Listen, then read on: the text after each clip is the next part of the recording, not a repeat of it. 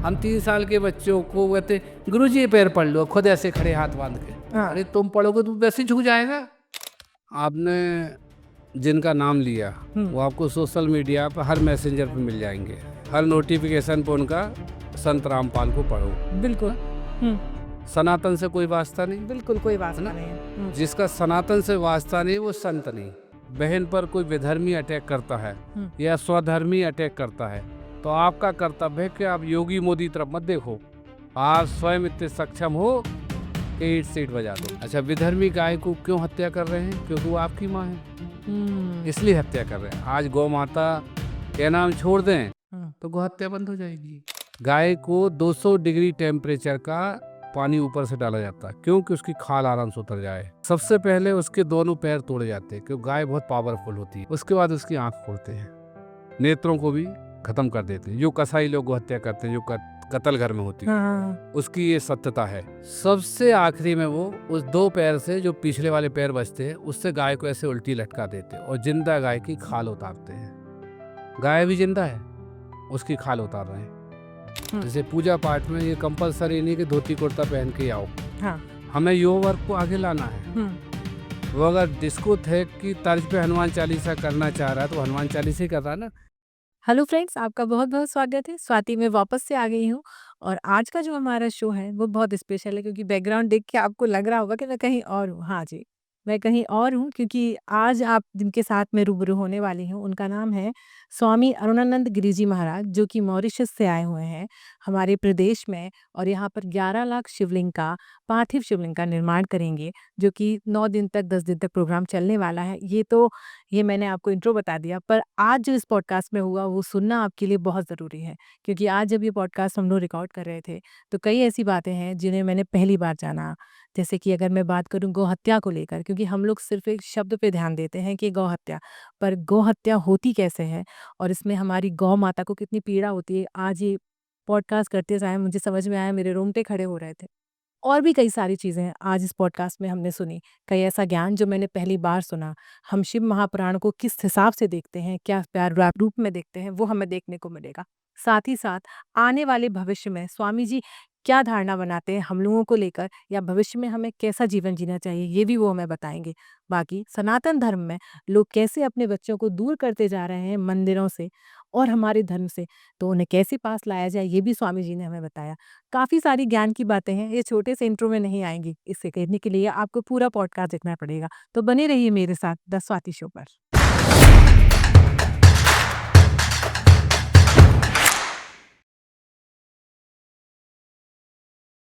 तो स्वागत कीजिए, हमारे बीच है स्वामी जी। स्वामी जी, आपका बहुत-बहुत स्वागत है।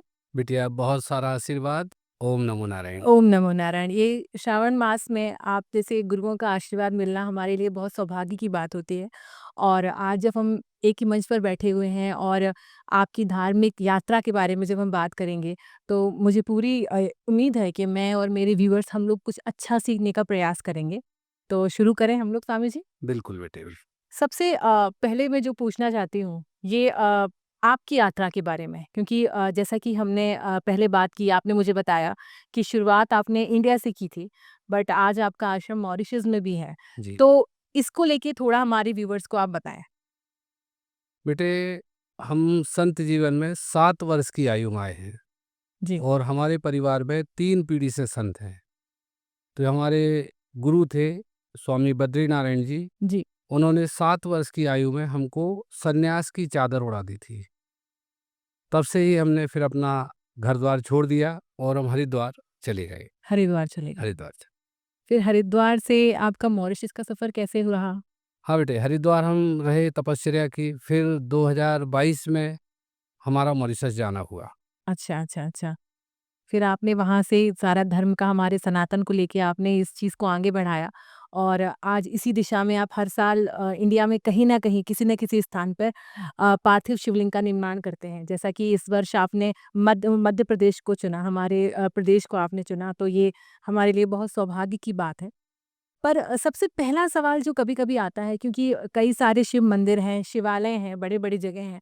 पर जब पार्थिव शिवलिंग बनाने का या उसके अभिषेक करने का जब बात की जाती है, तो उसको सबसे उत्तम रखा जाता है।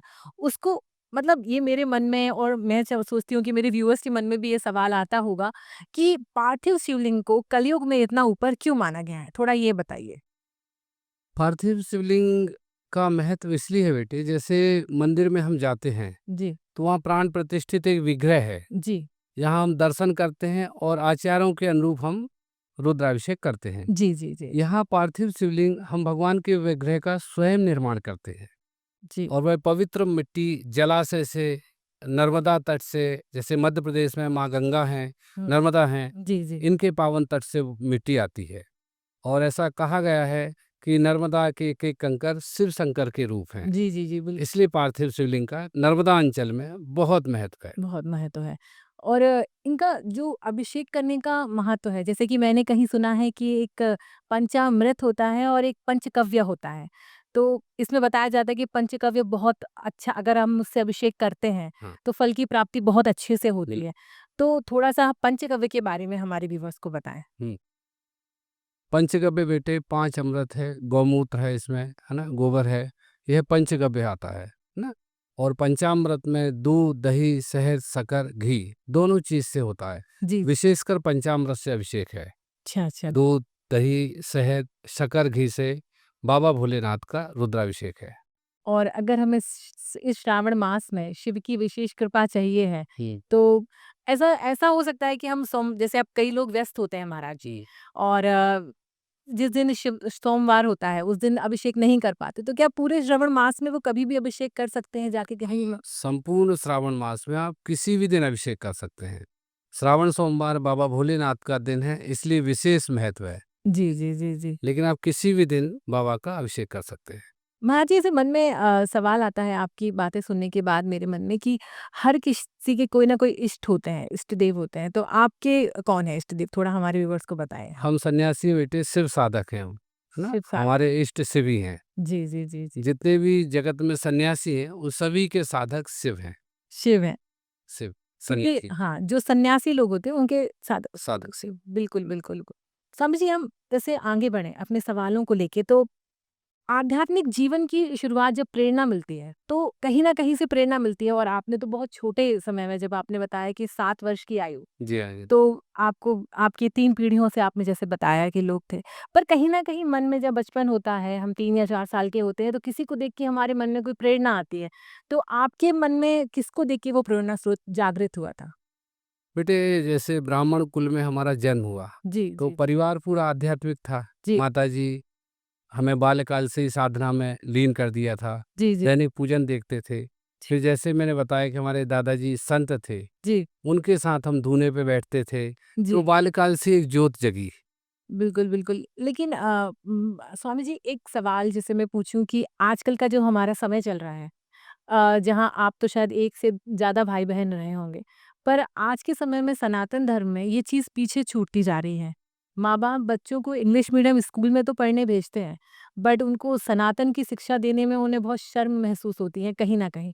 तो इस बारे में आपके क्या विचार हैं? ये बहुत अच्छा प्रश्न किया बेटे। ये हम सनातनियों का दुर्भाग्य है ना? जी, पहले हमारे 7-8 भाई होते थे, एक परिवार में ताकत होती थी, जी। है ना? और एक व्यक्ति कमाता था और पूरा परिवार का भरण-पोषण होता था। बिल्कुल, बिल्कुल, बिल्कुल। आज हम सिर्फ़ एक बच्चे पे आ गए हैं, जी। ना? अब इसके दुष्परिणाम के बारे में आप सोचेंगे तो भयावह स्थिति है। बिल्कुल, हम धीरे-धीरे अल्पसंख्यक के उसमें चले जा रहे हैं बिल्कुल, बिल्कुल, बिल्कुल। और यदि हम मेंटली, फिज़िकली और फाइनेंशियली पावरफुल नहीं होंगे, तो हम पे तो कोई भी शासन करेगा। बिल्कुल, बिल्कुल, बिल्कुल। ये हम सनातनी को समझना है। बिल्कुल। बच्चों को संस्कार देना है, जी। मंदिर उनको ले जाना है, ये माँ का कर्तव्य है। बिल्कुल, बिल्कुल। तो आपके हिसाब से एक माँ पहली गुरु होती है हर बच्चे के लिए। तो आपके हिसाब से इस कलयुग में माँ की क्या ड्यूटी होना चाहिए अपने बच्चे के लिए? माँ बेटे संस्कार की जननी है। जी, ने मातृशक्ति को इतना आदर क्यों दिया है? दुर्गा, काली वहाँ से अपनी तुलना की है, जी, आदि शक्ति से तुलना की है। जी, जी। माँ एक वो चीज़ है कि वो सिर्फ़ बच्चों को ही संस्कार नहीं करती, परिवार की रीढ़ की हड्डी होती है। बिल्कुल, बिल्कुल। बच्चे का जैसे एक माली बगीचे में वृक्ष को धीरे-धीरे सने-सने बड़ा करता है जी, ना? कुछ खरपतवार आती है, उसको नष्ट करता है। ऐसे ही माँ पूरे इस परिवार की संस्कार की जननी है। बच्चों को आध्यात्म की ओर अगर बच्चे हमारे गए हैं तो उसमें माँ की अहम भूमिका है, जी, पिता की अहम भूमिका है। तो माँ तो बेटे मातृशक्ति शुरू से ही सनातनी में सनातन धर्म में पूजनीय है। जी, जैसे हमारे भगवान लक्ष्मी नारायण, जी, सीता राम, राम। है ना? हाँ, हाँ, तो हाँ। ये मातृशक्ति का शुरू से वो है। जी, जी। तो मतलब आपके हिसाब से माताओं को ही अपने बच्चों को ये चीज़ सीख देनी होगी। जी हाँ, बिल्कुल। पर कहीं न कहीं आपको ऐसा नहीं लगता कि एक जनरेशन बीच में छूट रही है? शायद लेना ही भूल गई होंगी माताएँ ये शिक्षा अपनी माताओं से, ऐसा भी लगता है क्या आपको? नहीं बेटे, जनरेशन थोड़े से ये आधुनिक शिक्षाकरण भटकाव की दिशा में चली गई है। जी, हम बिल्कुल। व्यक्तिवादी हो गए हैं। हुँ। हम सिर्फ अब अपने बारे में सोच रहे हैं। जी, हम जी। परिवार को भूल गए हैं। बिल्कुल, जो बिल्कुल। हमारी रीढ़ की हड्डी थी, जी, हम परिवार को भूल चुके हैं। हमें लगता है मैं अकेले अपना जीवन कैसे अच्छे हाँ। तरीके से जीऊँ, जबकि खुद उसके की पीछे सुख-सुविधा रीढ़ व के लिए। परिवार। हाँ, बिल्कुल, बिल्कुल, बिल्कुल। जी। तो कहीं न कहीं इसमें ही हमारा धर्म पीछे छूट रहा है आपके हिसाब से। स्वामी जी जैसे हम बात करें आप मॉरिशस इंडिया के बाहर रहते हैं, वहाँ भी काफ़ी इंडियंस हैं। तो वहाँ के लोगों में मतलब वहाँ के जो इंडियंस हैं और यहाँ के इंडियंस में कोई अंतर है या कोई अंतर नहीं दिखता आपको? हाँ, अंतर तो नहीं कह सकते, हुँ। लेकिन वो वास्तविकता में सनातनी है। अच्छा। हाँ जी। जी। वो जब पूजन करेंगे तो बिल्कुल एकाग्र मन से, जो हम कहते हैं ना ईश्वर के प्रति समर्पण, जी। वो समर्पण भाव मैंने वहाँ देखे। बिल्कुल, बिल्कुल। वो भले ही वेस्टर्न कल्चर में ढले हैं, शनिवार और रविवार को ही मंदिर आते हैं, हुँ। लेकिन जब आते हैं तो फिर कुछ नहीं, भगवान का विग्रह, एक सुई भी नीचे नहीं गिर सकती, वो आवाज़ भी नहीं आ सकती। और बिल बच्चे सारे स्तोत्र, रामचरितमानस ऐसा पाठ करते हैं कि हम अचरज हो जाते हैं। बताइए। प्रथम बार जब हम मॉरिशस गए जी। और हमने जब वहाँ भक्तों को देखा, दुर्गा सप्तशती का पाठ कर रहे हैं, जो आचार्य लोग करते हैं, बिल्कुल, बिल्कुल। तो हमें तो बिल्कुल बड़ा आश्चर्यचकित हुआ। वो वास्तविक साधना करते हैं, भगवान को स्पेशल से स्पेशल चीज़ अर्पण करते हैं। तो मतलब आपके हिसाब से ये तो बहुत बड़ा अंतर हो गया स्वामी जी जी। अगर हम देखा जाए तो। क्योंकि जहाँ हमारे लोग पीछे होते जा रहे हैं इन सब चीज़ों में। पर बेटे, हम पब्लिक को दिखाने के लिए पूजा पाठ कर रहे हैं। हमारे हम आयोजन रखते हैं, तो हम लोगों के वेलकम में ज़्यादा व्यस्त रहते हैं, जबकि हमने भगवान का आवाहन किया है अपने बिल्कुल, घर पर, है ना? बिल्कुल, बिल्कुल, मैं बिल्कुल। अपने सारे शिष्यों को कहता हूँ कि आप जैसे पूजन रखिए तो प्रातःकालीन आप पूजन निपटा लो, जी, है ना? 12-2 बजे तक आप पूजन निपटा लो, किसी गेस्ट को आप घर मत बुलाओ। जी। शाम के समय आप भंडारा रखो, बिल्कुल, तो आप बिल्कुल। एकाग्र मन से पूजन कर सको और शाम के आपके सामाजिक लौकिक रीति को भी आप निभा सको। जी। ये सामंजस्य होना चाहिए। एक तरीका होता है। जी हाँ, जी हाँ। बिल्कुल, बिल्कुल, बिल्कुल। स्वामी जी जैसे हम श्रावण मास की बात कर रहे थे, तो श्रावण मास जो होता है विशेष रूप से हमारे शिव शंकर के लिए होता है। जी, जी। और मैं आपको बताना चाहूँगी कि मैं हमेशा शिव को ही बहुत मानती हूँ। मेरे हर बोलने में, हर जगह तो मुझे बहुत मैं उनके साथ में मतलब मुझे बहुत सेफ फ़ील होता है, जब-जब मैं उनका नाम लेती हूँ। और जब-जब ये महीना आता है तो मुझे बहुत खुशी होती है क्योंकि इसमें मेरे शिव मेरे साथ रहते हैं। तो इस श्रावण मास में पूजा का महत्व आप प्लीज़ हमारे व्यूअर्स को बताइए कि इसी मास में पूजा का शिव जी की पूजा का महत्व क्यों है? थोड़ा ये बताएँ? श्रावण मास बेटे शिव साधना के लिए ही ये महीना है। जी। यहाँ पर एक कथा आती है कि जब अमृत मंथन हो रहा, समुद्र मंथन हो रहा था, जी, उसमें से अमृत भी निकला, विष भी निकला। जी बिल्कुल। तो ये श्रावण मास में हुआ था। अच्छा, हाँ, समुद्र मंथन जो था वो श्रावण मास में हुआ। अच्छा, अच्छा, और अच्छा। उससे जो हलाहल विष विश निकला, जी, उसको बाबा भोलेनाथ ने स्वीकार करा। यदि वो सृष्टि में आ जाता तो सृष्टि का विनाश हो जाता। अच्छा। इसलिए बाबा ने सृष्टि की रक्षा के लिए उस हलाहल विष को अपने पान कर लिया। इसलिए भगवान को नीलकंठ भी कहते हैं। जी, जी, तो यह पुनीत पावन पर्व श्रावण मास बाबा नीलकंठ को समर्पित है। उनने सृष्टि की रक्षा करी। जी, जी, बिल्कुल। दूसरा, माँ पार्वती ने शिव बाबा को पाने के लिए जी, श्रावण मास में ही कठोर तपस्या करी और बाबा भोलेनाथ साक्षात प्रकट हुए जी, ना। इसलिए श्रावण मास का महत्व है। और जैसे हम अदर महीनों में अभिषेक करते हैं या बाबा की साधना करते हैं तो हमें विशेष एक उसकी परिकल्पना करनी पड़ती है। अच्छा। लेकिन श्रावण मास में यदि आप शिव जी को एक लोटा जल भी चढ़ाते हैं तो उसका 1000 गुना फल है। बिल्कुल, बिल्कुल, बिल्कुल। और शिव साधना बड़ी सरल है। जी, भगवान की साधना, शिव बड़े भोले भंडारी हैं, बहुत जल्दी प्रसन्न होते हैं, बिल्कुल, जैसे बाबा बिल्कुल। भोलेनाथ के बारे में कहा गया है। जी, बिल्कुल। तो हर भक्त मूल तत्व ईश्वर का शिव है। जी, बिल्कुल। शिव से ही ब्रह्मा है, शिव से ही विष्णु है जी, ना? उन्हीं के अंश है। जी, यह एक कथा आती है प्रथम द्वादश ज्योतिर्लिंग की। जी। पहला ज्योतिर्लिंग कब प्रादुर्भाव हुआ? हुँ, एक बार क्या हुआ, भगवान विष्णु से ब्रह्मा जी मिलने आए, है जी। ना? हुँ, तो ब्रह्मा जी को जगत पिता कहते हैं, हुँ, तो उनके अंदर एक अहम है कि मैं हुँ, जगत का पिता हूँ। वो भगवान विष्णु से मिलने गए, हुँ, भगवान शेष सैया पर विराजमान थे, है हुँ, ना? तो ब्रह्मा जी जैसे ही पहुँचे, हुँ, विष्णु भगवान अपने बैठे थे, उन्होंने नमस्कार हुआ उनका और नॉर्मल वो रहे। हुँ। अब ब्रह्मा जी को बड़ा गिल्ट फील हुआ कि मैं आया जगत पिता जी, और विष्णु ने उठ के मेरा सत्कार नहीं किया। वो तो ब्रह्मा जी नाराज हुए, जी। बोले मैं जगत पिता हूँ, मैं आपसे बड़ा हूँ हुँ, और आपने मेरा सम्मान नहीं किया। हुँ, भगवान विष्णु कुछ नहीं बोले, हुँ। समझाने का प्रयास किया लेकिन ब्रह्मा जी नहीं माने कि नहीं आपने मेरा अपमान किया। तो बोले ठीक है, इसका निश्चय कैसे होगा, कौन बड़ा है? हुँ, तो बोले युद्ध होगा। अच्छा, हाँ, हाँ, अब भगवान ब्रह्मा और विष्णु के बीच में युद्ध होने लगा। जी, ब्रह्मा जी ने अपना ब्रह्मास्त्र छोड़ा, शिव जी ने अपना अस्त्र छोड़ा, हाँ, विष्णु जी ने, विष्णु जी ने। और दोनों के बीच में भीषण युद्ध होने लगा। अच्छा, पूरी सृष्टि में त्राही त्राही मच गई। हुँ, देवता घबराने लगे, सारा कि क्या हो रहा है? सब शिव के पास गए। अब बाबा भोलेनाथ तो देख ही रहे थे इस लीला को चुपचाप।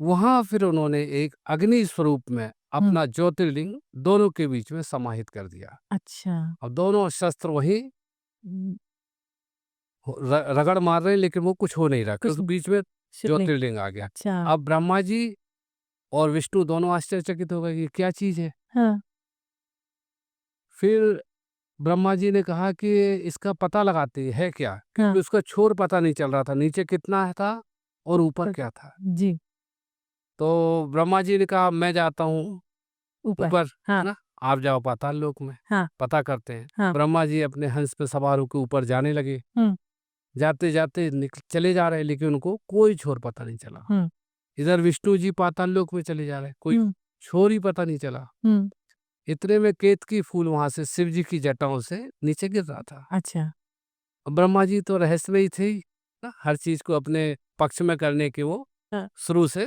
माहिर थे। हुँ, उन्होंने केतकी ने ब्रह्मा जी को प्रणाम किया। हाँ, तो केतकी सर ने पूछा भाई तुम इतने समय से नीचे जा रहे हो, हाँ, इसका छोर कहाँ है? हाँ, ये ज्योतिर्लिंग है।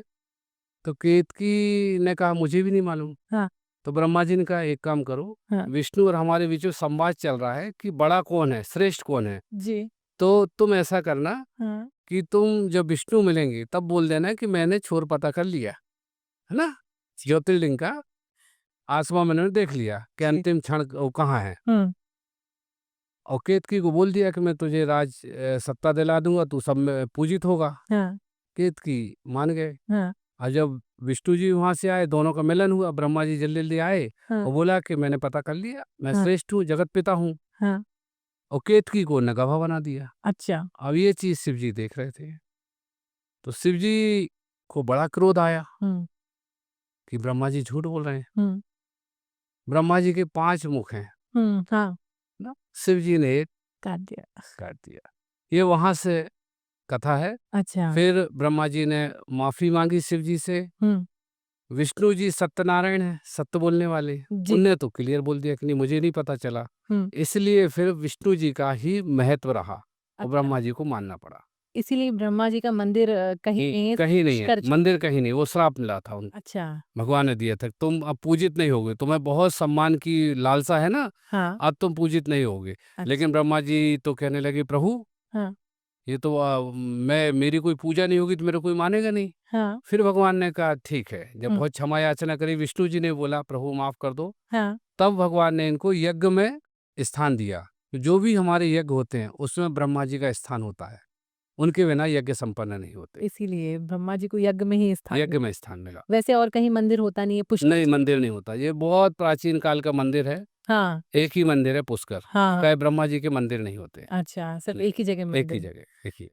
बिल्कुल, और केतकी को श्राप दिया शिव जी ने कि अब आप मेरे ऊपर नहीं धारण कर पाएगा कोई। अच्छा, फिर केतकी भी कहने लगे प्रभु मेरा तो महत्व ही खत्म हो गया। फिर हाँ। भगवान ने कहा तो मेरी पूजा में नहीं चढ़ाए जाओगे, हाँ। लेकिन दूसरे देवों को अर्पण किए जाओगे। अच्छा। ऐसा ये शिव महापुराण में वृतांत आता है प्रथम ज्योतिर्लिंग के। जी, जी, जी, जी।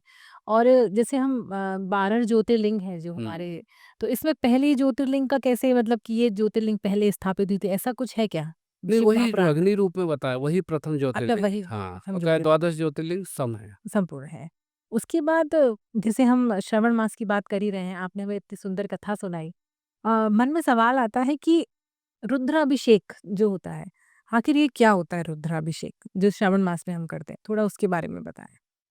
रुद्राभिषेक बेटे भगवान के रुद्र रूप का अभिषेक है। जैसे हम राज्याभिषेक बोलते हैं, हुँ। जैसे हम संतों में महामंडलेश्वर बनते हैं तो पट्टाभिषेक होते हैं, अच्छा, ऐसा भगवान का विशेष ये अभिषेक अच्छा। है ना? हाँ, जिसमें हम पंचामृत से दूध, दही, शहद, घी, है ना? ऋतुफल इनसे भगवान का अभिषेक करते हैं। जैसे गन्ने का रस चढ़ता है, विशेष-विशेष चीज़ के लिए अच्छा, भगवान का अभिषेक होता है। अच्छा। तो इसको रुद्राभिषेक बोलते हैं रुद्राभिषेक और बोलते ये श्रावण मास में ही हैं। नहीं, सारे मास में होता है ये, है ना? श्रावण मास में विशेष महत्व। विशेष महत्व होता है। रुद्राभिषेक तो कभी भी होता है।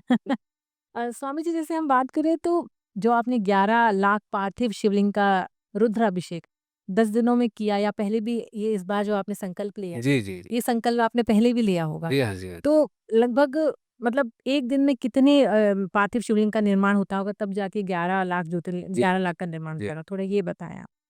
बेटे ये जो आयोजन है इसमें 1000 जोड़े बैठेंगे। 1000 जोड़े? 1000 जोड़े बैठेंगे जी, और एक जोड़ा 251 शिवलिंग का निर्माण करेगा। जी। थाल होगी, हाँ, हाँ। उसमें मिट्टी के पहले तो शिवलिंग बनेंगे, उसके बाद रुद्री बनेंगी, है ना? अच्छा, अच्छा। तो 108, 251 ऐसे रुद्री भक्त लोग बनाएंगे। जी। एक दिन में 1.25 लाख होंगे और वो काउंटेड होंगे सब। सबके काउंटेड होंगे किसने कितने शिवलिंग बनाए, रुद्री बनाई है। हाँ, हाँ, हाँ, हाँ। ऐसे 1.25 लाख प्रतिदिन बनेंगे और 9 दिन में ये 11 लाख होंगे। 9 दिन में 11 लाख हो जाएँगे। 11 लाख शिवलिंग बनेंगे। बिल्कुल, तो ये बहुत आप हमेशा ही हर साल ऐसा करवाते हैं स्वामी जी आप? जी हाँ, जी हाँ, ये साल में 3 प्रोग्राम होते बेटे अच्छा, और ये जीवन में सभी कष्टों को नष्ट करने वाले हैं। संतानहीन माताओं को संतान की प्राप्ति होती है 100% जो पार्थिव शिवलिंग का निर्माण करते हैं। अच्छा, अच्छा। जो विद्यार्थी हुँ। पूरे भाव से भगवान के पार्थिव शिवलिंग का अनुष्ठान करता है, वो बड़े उच्च पदों पे जाता है। व्यापारी उनका व्यापार सभी मनोरथ को पूर्ण करने वाला यह विशेष अनुष्ठान है। बिल्कुल, बिल्कुल, बिल्कुल। स्वामी जी, जैसे आपने बताया है तो सुनने में ही बहुत अलग-सा लग रहा है।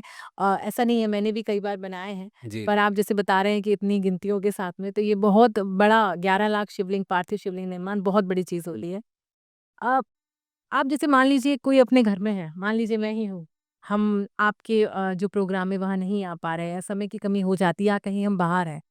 तो ऐसे में हमें रुद्राभिषेक जो आप बता रहे हैं, पार्थिव शिवलिंग निर्माण, हम घर में छोटे रूप में या में कैसे भी कर सकते हैं? किस तरीके से पूजा कर सकते हैं हम लोग? बेटे घर में भी आप कर सकते हैं। हमारा संत साधना चैनल है, हुँ, उसको आप सब्सक्राइब करें जी, और ऑनलाइन आप हम पूरा शिवलिंग निर्माण बताएँगे आपको जी। और इस अनुष्ठान के साथ ही आप घर पर भी अनुष्ठान कर सकते हैं। अच्छा, हाँ, घर पर। जी, जी, जैसे यहाँ शिवलिंग निर्माण हो रहा, आपके चैनल पे पूरा आएगा। जी, आप शिवलिंग निर्माण कर लें पहले, पूजा सामग्री की एक लिस्ट होती है, वो अरेंज कर लें। पूरी व्यवस्था के साथ आप यही हमारे कार्यक्रम से जुड़ के और अपने घर में भी अभिषेक कर सकते हैं, बिल्कुल, पार्थिव बिल्कुल, शिवलिंग का। बिल्कुल। बिल्कुल स्वामी जी, ये और आपने इसमें विशेष 2-3 चीज़ है, हुँ, जैसे हम सहस्त्र धारा से रुद्राभिषेक करेंगे। 1000 जल धाराओं से बाबा का अभिषेक होगा। ये विशेष अट्रैक्शन है। अच्छा, हाँ, 1000 1000 जल धाराओं से अभिषेक। बिल्कुल, बिल्कुल, बिल्कुल। भस्म श्रृंगार जैसे आप महाकाल उज्जैन में देखते हैं, बाबा का भस्म श्रृंगार, वो हम यहाँ करेंगे, पूरा उज्जैन का। पूरा उज्जैन का। वाराणसी में जो आप गंगा आरती देखते हैं, जी, जी, जी। हरिद्वार में गंगा आरती देखते हैं, तो जी, ये गंगा आरती हम 1000 दीपकों से यहाँ करेंगे। यहाँ करेंगे। बिल्कुल, बिल्कुल।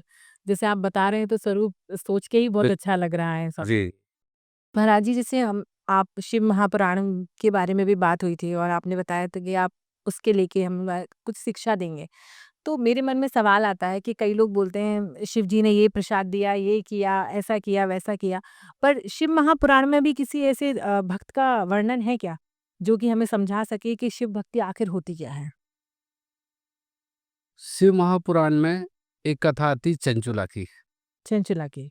जी, चंचुला एक पतिव्रता स्त्री थी जी, और पति उसके यही अपने कोई काम नहीं करना, हाँ, व्यभिचार में लीन। जी, चंचला बहुत परेशान, अच्छा, कई बार पतियों को समझाया पति को, लेकिन पति नहीं माने। कुछ समय बाद वह स्त्री पथभ्रष्ट हो गई अच्छा, पति को देखकर। पति को पति अपना पथभ्रष्ट था, हुँ, वेश्यागमन करना, हुँ, घर पे ध्यान नहीं देना, हुँ, वो भी पथभ्रष्ट हो गई। पत्नी भी एक बार पथभ्रष्ट हो हाँ, गई। जी, चंचला भी पथभ्रष्ट हो गई। हाँ, एक बार उसके पति घर पर आए और उनने उसको आपत्तिजनक स्थिति में देख लिया, अच्छा, पथभ्रष्ट में। जी, बहुत नाराज हुए हुँ, कि आप ये सारी जो भी उनको गुस्सा करना था उन्होंने गुस्सा किया। वो बोली कि आप गलत हैं, ना? आप गलत हो, इसलिए मैं आपके कारण आई हूँ ग्रस्त हुँ, जीवन में, हुँ, और आप मुझे छोड़कर वेश्यागमन कर रहे हैं। तो जब वो एकदम हावी हुई हुँ, स्त्री, हुँ, तो पति जो थे उनके घबरा गए कि अच्छा, वो गलत थे हुँ, हुँ, हुँ, और वो शिवभक्त थी, हुँ, घबरा गए। पति ने अपनी सुविधा के लिए बोला कि ठीक है, हुँ, मुझे कोई दिक्कत नहीं है, आप गलत हो, कोई समस्या नहीं, हुँ, लेकिन आप उन लोगों से पैसा लो और मुझे दो, जिससे मैं वेश्यागमन करूं। अरे!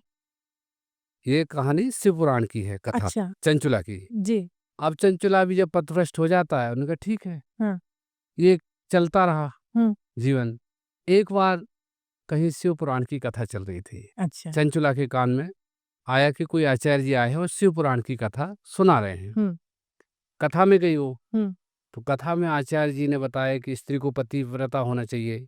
हुँ, पति भले ही अपने मार्ग से भटक जाए, लेकिन स्त्री को अपना पतिव्रत धर्म नहीं तोड़ना चाहिए। जी, जब कथा पूरी हो गई तो चंचला आचार्य जी के पास गई कि आचार्य जी, मेरे से ये महापाप हुआ है हुँ, और मेरे पति के कारण हुआ है। जी, तो आचार्य जी कहते हैं देखो, जो हो गया हो गया, हुँ, अब आप अपने मार्ग को बदल दो। हुँ, चंचला बिल्कुल आचार्य के कहने से, व्यास जी के कहने से और भगवान शिव की साधना करने लगी।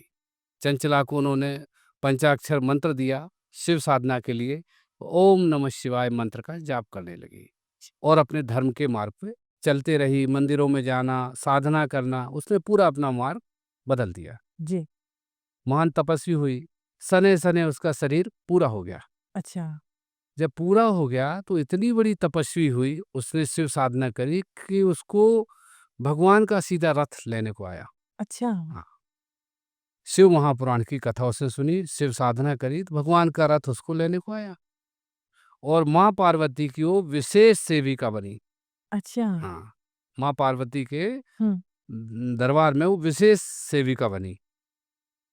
अब उसका तो उद्धार हो गया। जी, एक दिन उसको मन में विचार आया, वो माँ पार्वती से बोली कि माँ, मैं तो आपके सेवा में हूँ, आपके धाम में हूँ, मुझे अपने पति को देखना है, उसकी क्या स्थिति है। जी, फिर माँ ने बोला, तो माँ ने कहा ठीक है। हुँ, माँ ने कहा तुम्हें पति को देखना है, वो घोर प्रेत बना है, अच्छा, प्रेत बना है हुँ, ना, हुँ, कि वो स्वयं भी पथभ्रष्ट था और आप धर्म के मार्ग पे थे, आपको वो उसने पथभ्रष्ट करा, हुँ, वो प्रेत बना है। हुँ, तो माँ ने अपनी 2 दूत को भेजा भैरव साथ में हुँ, और चंचला के पास। चंचला देखने गई।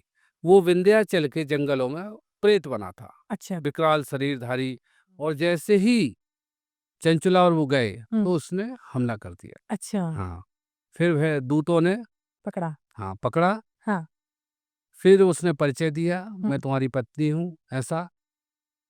फिर माँ वो प्रेत की योनि में देख के अपने पति को बड़ी दुखी हुई। आके माँ पार्वती से प्रार्थना करने लगी कि माँ, मेरे पति का मोक्ष कैसे होगा। इसको कहते हैं धर्म पत्नी।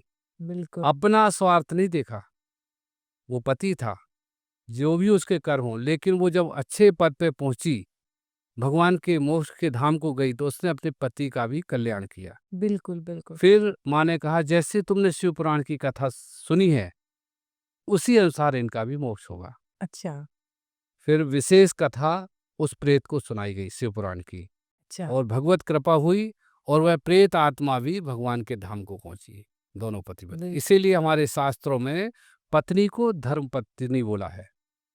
बिल्कुल, सिर्फ पत्नी पतन के मार्ग पे ले जाती है और धर्म पत्नी पति को धर्म के मार्ग पे ले जाती है। इसलिए मातृ शक्ति का बड़ा महत्व है। हमारे एक से एक तपस्वी माताएं हुई जिनने अपने पतियों के लिए प्राण लगा दिए, हुँ। साधना के पथ पे ले आए। जी, जी, जी, जी। स्वामी जी, जैसे अभी आपने एक नारी शक्ति के बारे में और पत्नी धर्म क्या होता है और पत्नी धर्म में अंतर कहाँ से कहाँ तक होता है, और जैसा कि आपने चंचला की कहानी हम सबको बताई। अब थोड़ा आज के समय पे हम आते हैं। वो तो ऐसा समय था, सतयुग था, पर आज कलयुग है स्वामी जी। आज कलयुग में आप खुद देख रहे होंगे ऐसे-ऐसे दुर्घटनाएँ बोलूँगी मैं, कि पतियों के साथ में हो रहा है या पत्नियों के साथ में भी कई वर्षों से चला आ रहा था कि जब दहेज के लिए लड़कियों को जला दिया जाता था या मार दिया जाता था। पर अब कहीं न कहीं उल्टा होने लगा है। ओ ये और हम लोग काफ़ी समय से ये चीज़ें देख भी रहे हैं। बात ये भी है कि जो चीज़ें चल रही थी वो आज भी चल रही हैं। अगर हम एक गवर्नमेंट का डेटा उठा के देखें, तो जो चल रहा था वो आज भी चल रहा था कि पुरुष महिलाओं के ऊपर हावी हो रहे थे। बट कहीं न कहीं कुछ ऐसी चीज़ें अब सामने आ रही हैं, जैसे 1-2 हम सीख मध्य प्रदेश का ही एग्ज़ाम्पल ले लें या हम लोग मेरठ का एग्ज़ाम्पल ले लें। तो इनमें तो ऐसा होने का सबसे बड़ा कारण क्या है? एक तरफ तो पत्नी धर्म को लेके आप बता रहे हैं कि वो तो पार्वती जी की सेविका बन गई थी, उनको कोई ज़रूरत नहीं थी कि वापस आने की, उनका तो मोक्ष हो ही गया था। बट आज के समय में ये जो हो रहा है, ये क्यों हो रहा है और इसका सबसे बड़ा कारण आपके हिसाब से क्या है? सबसे पहली इसमें जो मुख्य कारण है, धर्म से युवा वर्ग की दूरी, जी, मंदिरों से दूरी। और ये क्यों बनी है? जैसे मैंने बताया था, माँ संस्कार की जननी जी। है ना? बिल्कुल, बिल्कुल। माँ बच्चों को गढ़ती थी। जी। बेटा हम अपेक्षा तो करते कि मेरी बेटी को सारी स्वतंत्रता मिले, है ना? बिल्कुल, बिल्कुल, बिल्कुल। और बहू को हम सारे बंधन बांधते हैं। तो ये बिल्कुल, दोहरे नियम नहीं होने चाहिए। हमें घर में बहू का निर्माण करना होगा। बिल्कुल। जैसे पहले हम देखते थे प्राचीन काल में हाँ। कि बिटिया 5 साल 7 साल की हुई उसकी सगाई कर दी जाती थी। जी, वो एक बंधन था कि बेटा आपका एक पति है, आपको उस घर जाना है। जी, वहाँ आपके ससुर होंगे, वहाँ आपके देवर होंगे, हर रिश्ते के बारे में जी। बहुत विस्तार से माँ समझाती थी कि जो आपके ससुर हैं वो बिल्कुल आपके पिता हैं। बेटा कोई भेद नहीं करना। हुँ, जो छोटा भाई है आपके पति का, हुँ, वो आपका भाई है। इन रिश्तों के महत्व को बताते थे। एक बहुत अच्छी कुक बनाते थे, हुँ। क्योंकि पहले के समय में मातृशक्ति सिर्फ़ घर में काम करती थी, जी, घर को सँवारती थी, जी। है ना? तो पाक कला में उनको निपुण। माँ निपुण करती थी। जी, आज हमारी माँ आधुनिक हो गई, है ना? अब माँ ही 80 साल की उम्र में भी जीन्स पे पहन रही घूम रही हैं, है ना? ये ख़ैर आजकल का समय है, जो मेट्रो सिटी में आप देखोगे, हुँ, हुँ। तो बच्चों को संस्कार नहीं दे रहे, हुँ, संस्कार की कमी है, इसलिए विकृति आ रही है। यदि वो घर में पति का सम्मान देखेंगी, जो मातृशक्ति पति का सम्मान नहीं कर रही, पर पुरुष की बाहर बात मान रही है, वो पिता के रूप में, मित्र के रूप में, समाज में जो दूसरे पुरुष उनकी पूरी बात मान रही है, लेकिन अपने पति को ना वो सम्मान दे रही, ना उसकी बात मान रही, जो हम पति परमेश्वर बोलते थे, हुँ, ना? यहाँ विकृति दोनों तरफ आई है, हुँ। पुरुष भी वैसे विकृत हो गए, संस्कार की कमी आई है। जी, संस्कार के कारण ये विकृति आई है, जो आज हम देख रहे हैं, मेरठ कांड है हुँ। या ये है, कैसे हिम्मत हो रही है। बिल्कुल, बिल्कुल, इसमें बॉलीवुड का बहुत बड़ा हाथ है। बिल्कुल। मातृशक्ति को उन्होंने ये दिखा दिया कि आप कुछ भी कर सकते हो, है ना? भाई पति-पत्नी का रिश्ता जन्मों-जन्मों का है। ये कोई ऐसी चीज़ नहीं कि मार्केट से कोई चीज़ लाए, पसंद नहीं आई, चेंज कर दी, ये नहीं है, ना? ये बिल्कुल। भगवान ने जोड़ा है। जी, जी, जी, जी। ये पति-पत्नी का चयन भी भगवान ने करा है। जी, अब वो आपके कर्मों के अनुसार है। नेगेटिव, पॉजिटिव दोनों चीज़ होती है। हाँ, आपको जो मिला उसको स्वीकार करो, जो पॉजिटिव है उसको ग्रहण करो, नेगेटिव है ईश्वर पे छोड़ो। बिल धीरे-धीरे, सने-सने वो चीज़ें ठीक हो जाएगी। जैसे महाराज जी, एक शब्द होता है तलाक या डिवोर्स। तो तलाक शब्द जो है वो उर्दू का शब्द है और डिवोर्स जो शब्द है वो इंग्लिश का शब्द है। तो हिंदी में भी कुछ ऐसा शब्द है या हिंदी में कुछ होता ही नहीं था? हमारे हिंदी सनातन में? ये था ही नहीं। अच्छा, परित्यक्ता बोलते थे, लेकिन हिंदी में ये था, हमारे सनातन संस्कृति में तलाक था ही नहीं। अच्छा। जैसे वैचार मैत्री नहीं थी, पति-पत्नी होते थे, बातचीत नहीं करते थे, है ना? लेकिन वो कभी अलग नहीं होते थे एक-दूसरे जी। से। ये भी एक बहुत बड़ा कारण है जो आजकल के समय में हम देखने को मिल रहे हैं। ये सारे कारण हैं। तलाक बेटे एम्बिशंस बहुत ज़्यादा हैं, है ना? हुँ, आजकल जो युवा वर्ग है, वो एकदम सब कुछ पाना चाह रहा बिल्कुल, है बिल्कुल। ना? पेशेंस किसी में बचा नहीं, बिटियाँ बहुत पढ़ी-लिखी हो गई हैं, हाँ, है ना? तो वो भी अब वो जो पहले घर को लेके चलने वाली बात थी, वो हुँ। नहीं बची। आपके हिसाब से जैसे गवर्नमेंट ने तो अपनी एक एज डिसाइड कर दी है कि 21 साल में बालिग तो हम 18 में हो जाते हैं, बट जो शादी का एक समय होता है वो 21 साल होता है। पहले लड़कों का थोड़ा कम था, पर अब लड़कों लड़की दोनों का ही मिला के 21 साल कर दिया। आपके हिसाब से एक शादी की सही आयु क्या होनी चाहिए? आज के जो समय हम देख के चल रहे हैं, ये हम लोग किसी डेटा को लेके नहीं, हम लोग एक एक मंच पे रहकर इस तरीके की बात कर रहे हैं कि अगर समाज को कैसे हम ठीक कर सकते हैं। तो आपके हिसाब से क्या उम्र होनी चाहिए अगर देखा जाए तो? बेटे शास्त्र सम्मत तो जो नियम है कन्यादान का वो तो 13 साल की आयु है, लेकिन अच्छा। अब नहीं है वो, है ना? क्यों कन्यादान वही है, हाँ। ऋतु धर्म आने के पहले कन्यादान हो जाता था। अच्छा, अच्छा, बिटिया का अच्छा। मासिक धर्म आए उसके बाद कन्यादान का महत्व नहीं है अच्छा, ना? उसके पहले ही हो जाता पहले ही कन्यादान हो जाता था, कन्यादान उसी को बोला जाता था, है ना? बिल्कुल। और 13 साल में शादी कर देते थे, हुँ। 16 साल में उसका गौना होता था, हाँ, हो गौना हो जाती थी, जाता जी, जी, जी, और जी। 18 साल में पूर्ण रूप से अपने ससुराल जाती थी। अच्छा, और जो आप आज लव मैरिज कहते हैं, कुछ नहीं है उसके आगे। अच्छा, वो जो डिस्टेंस होता था 13 साल से 18 साल 18 तक, साल। उसमें वो प्रेम पनपता था उनमें, क्योंकि एक गोल था, मेरा पति है हाँ, ना? हाँ, सारी चीज़ें थी जी, और संवाद कम था, अच्छा, एक निश्चल प्रेम था। हाँ, बिल्कुल। ठीक है, आधुनिक समय है, लेकिन 18-20 साल, इससे ऊपर शादी की एज नहीं होनी चाहिए। क्योंकि आजकल हम देख रहे हैं 30 साल, 35 साल, 40 साल में शादी कर रहे हैं। बिल्कुल, बिल्कुल, अब इनकी आयु मुश्किल से 20 साल बची है, 60 साल ही जिएँगे, आधुनिक समय ऐसे ही आ गया, अब बीमारी इतनी आ गई है। बिल्कुल, बिल्कुल। ये 40 साल के हैं, बच्चा 4 साल का है, हाँ, बच्चे का जीवन बर्बाद हो बच्चे का जीवन बर्बाद है, बिल्कुल, गार्जियन से मिल ही नहीं रही उनको, बिल्कुल, बच्चे भी परेशान हैं। जी, जी, जी, जी। तो 20-22 साल तक शादी हो जानी चाहिए, जब तक पढ़ाई भी पूरी कंप्लीट हो जाती है, ग्रेजुएशन हो जाता है। जी, जी, जी, जी। तो जैसे कि आपने बीच में एक शब्द का यूज़ किया था महाराज जी कि हर सास को अपनी बहू में अपनी बेटी देखना चाहिए, उस हिसाब से रखना चाहिए। पर कहीं न कहीं आजकल ये देखा जा रहा है कि बेटियों के प्रति माताओं का प्रेम कुछ ज़्यादा ही बढ़ के आ रहा है।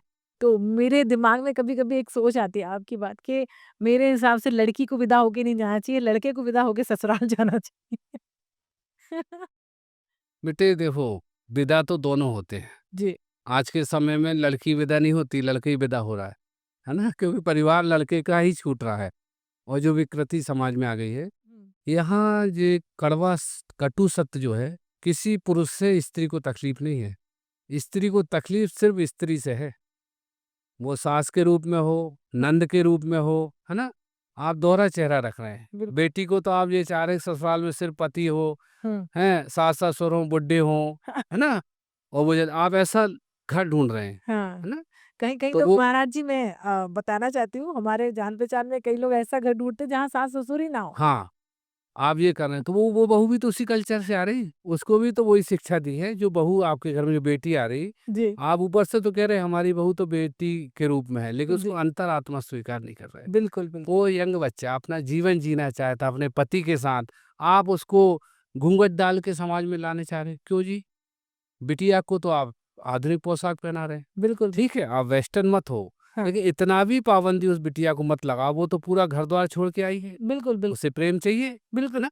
और प्रेम से ही सारी जंग जीती जाती है। जी, आप प्रेम से अपना बनाओ, वो आपकी सेवा करेगी माँ-बाप से ज़्यादा। बिल कई उदाहरण हैं, जी, जी। करती है, बिल मातृशक्ति से सँवारती है। बिल्कुल। आप आपकी सास ने आपको परेशान करा, आप बहू से बदला ले रहे हो, ये कौन-सा जस्टिस है? रैगिंग सिस्टम चल रहा है महाराज ये जी। जस्टिस गलत है ना? जी, जी, बिल्कुल, बिल्कुल। तो बेटे हमारी तो जो सोच है, हम जितना हमने देखा है कि स्त्री से ही स्त्री को तकलीफ है। बिल्कुल, बिल्कुल। पुरुष तो 10% का ही होते हैं, हुँ, जहाँ भी तकलीफ हुई माँ के कहने से तकलीफ हुई। हाँ, ये कड़वा सच है ना? होता है म या उसमें जो हमने देखा है, इसलिए समानता का सब चलना चाहिए, लड़के-लड़की समान होना चाहिए। बिल्कुल। विशेष अधिकार समाज में जब से आया है, हुँ, तब से ही हमें दिक्कत हुई है। बिल्कुल। वो महिला पक्ष हो या जो आजकल कानून बन गए हैं, हुँ, है हुँ, ना? हुँ, हुँ। महिलाओं के हित में, आरक्षण में या अदर चीज़, विशेष अल्पसंख्यक आयोग बोर्ड, हाँ, एक देश के नागरिक हैं, एक कानून सब पे लागू होना चाहिए। बिल विदेश में कोई विशेष अधिकार नहीं है।